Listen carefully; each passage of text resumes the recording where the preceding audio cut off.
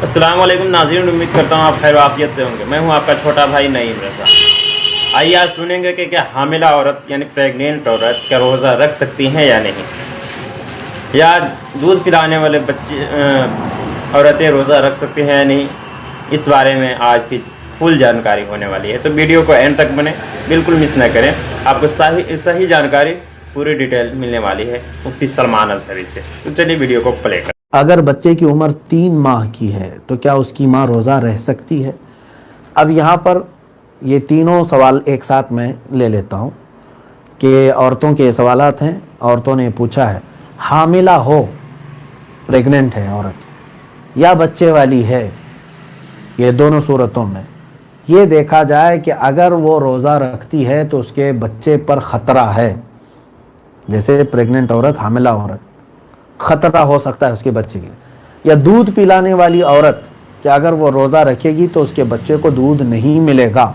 इन दोनों सूरतों में औरत को रोज़ा छोड़ने का हुक्म है, इजाज़त है। वो चाहे तो रोज़ा छोड़ दे, लेकिन क़ज़ा तो बाद में करनी होगी। कफ़ारा नहीं, क़ज़ा है। कफ़ारा बहुत सख्त है। एक रोज़ा जानबूझ के छोड़ा, कोई उज़्र नहीं था, तो कफ़ारा अगर आ गया तुम्हारे ऊपर तो एक के बदले 60 रोज़े रखने पड़ेंगे। कफ़ारा बड़ा है लेकिन क़ज़ा एक ही होगी। तो ऐसी औरतें जो हामिला हैं, प्रेग्नेंट हैं या फिर दूध पिलाने वाली हैं, अगर उनके बच्चों को तकलीफ़ होने का कभी अंदेशा है तो वो छोड़ने की उन्हें इजाज़त है, लेकिन बाद में तो उनको अपने रोज़े की क़ज़ा करनी होगी। इसी तरह से औरत अपने अय्याम में है, यानी जो उनकी माहवारी है, हैज़ में है या निफास में है, तो इन दोनों सूरतों में भी उनको रोज़ा रखना जायज़ नहीं है, लेकिन क़ज़ा उनको पाक होने के बाद करना पड़ेगा।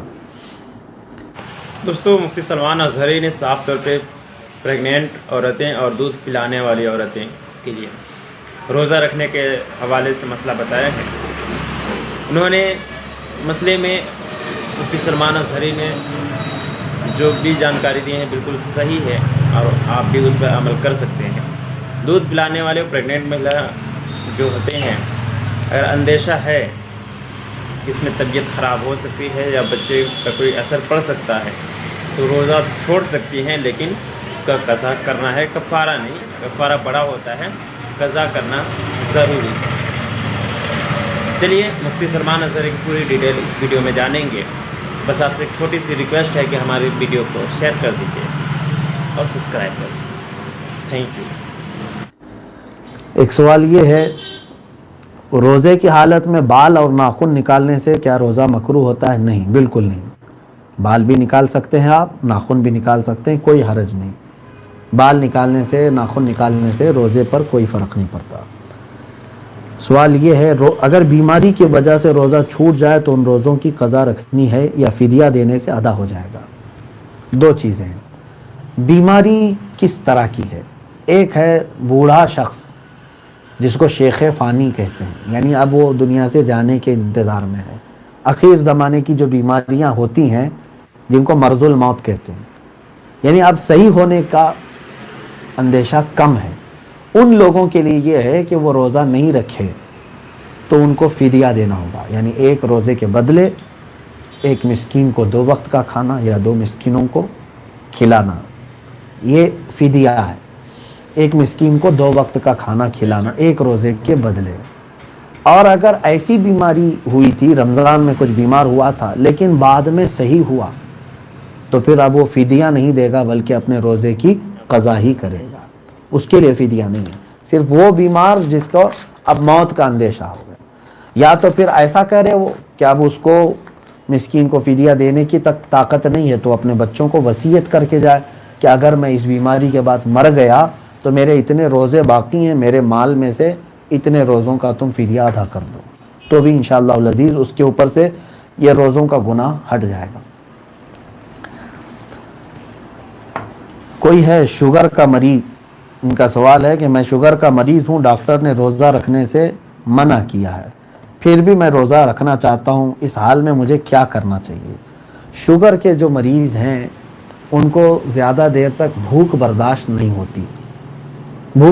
नहीं होती, जिसकी वजह से अगर माहिर तबीब हाज़िक हकीम ने अगर उन्हें मशवरा दिया है تو ان کے لیے بھی اجازت ہے، وہ چاہیں تو روزہ چھوڑ سکتے ہیں، اور اگر صحیح ہونے کا اندیشہ ہے، طاقت ہو سکتی ہے بعد میں، تو قضا کریں، نہیں تو پھر وہ اپنے روزے کا فدیہ ادا کریں گے۔